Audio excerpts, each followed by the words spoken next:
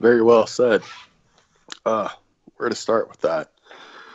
For one thing, with the F-35 program, kind of what I was talking about with the my experience out there in Yuma, all the planes that came out there, right from the plant, had to go through depot operations, and basically, I think we have 200 something F-35s out there in the world today, and it's been brought to our attention that the majority of them are not going to be combat survivable or combat capable. They're just going to be training aircraft at this point. And, basically we've spent billions of dollars on 200 planes that are just going to be nothing but just training aircraft. And that, to me, that's just a huge just loss. Now, can to the you just to American. jump in? I've heard from a pilot. Okay, I'll just say that it actually is in their simulations, or probably in flight simulations with like dummy weapon systems at least.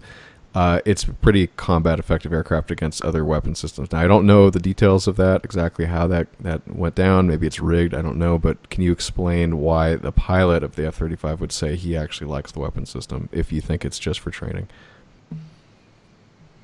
Well, I mean, the pilot can say whatever he wants, and but you have to look at the people that have to maintain it, and that have to maintain the supply chain out of it. And I don't care what the pilot says. I mean, it might be a great plane, according to him, but what good does it have to have a plane like that you can only fly? If you only have 50% of the planes capable, available to do a mission, I mean, it's totally unsustainable. Yeah, that's a I fair don't care point. what the I don't care what the pilot says. You have to look at the maintainers and the supply chain people. Well, I would say look at both. I mean, you can't just pick one. I mean, I would say, to my perspective, I don't work for Lockheed or in the military, but I think we run the risk of having one sort of point of view. I think maybe what you're getting at is that it's not just what the pilot says or Pierre Spray says or the guy who works for stock options at Lockheed. It's you need to combine and weight them as a whole. But so please continue. Yeah, yeah. I mean, sure, I understand that, and it's for the planes that are actually available to fly, I'm sure it's a great plane. I mean, I know it's a great plane. Um, as for keeping the plane available for future research, or to take what knowledge, what that was gleaned off of it, I would say most of that is software. I mean, if you look at the XB-70 plane or the SR-71, I mean, we look at like an aeronautical design type of a deal. They didn't have computers back then. I mean, that was a lot more to you know keep and sustain for future different aeronautics. With the F-35, I mean, there's nothing really outstandingly great about that plane other than the lift fan of it. Other than that, I mean, there's nothing really great about the plane. I mean, it's mostly software, and that's the biggest downfall of this program has been the software. And I would say to like the Republican Party, I mean, they're always talking about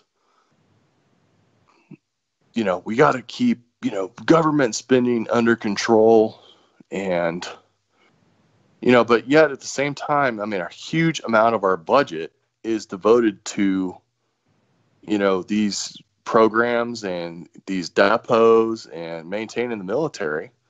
I just wish that they would just be honest and just say, like, look, this is a jobs program, and that's not what they do right now.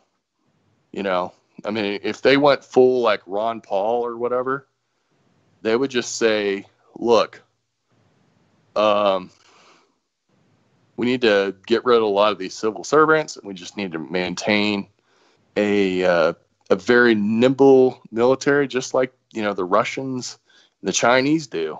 If you look at the amount of military spending that we do, it's just insane. Like I think we have a bigger military budget than the rest of the world combined. Yeah. And I'm not really sure if that military that we have is completely, potent against these other people. I'd probably put my dollar on the Russians. I think they can make that dollar go a lot further. And you're talking about countries that do not have the GDP that we have. They have to make that dollar go every bit as far as they possibly can. And like I'm going to end on this. I will just say that we have more civil servants than we do, trigger pullers in this country. And enough said with that. It's just not an efficient military. It's a jobs program at the end of the day.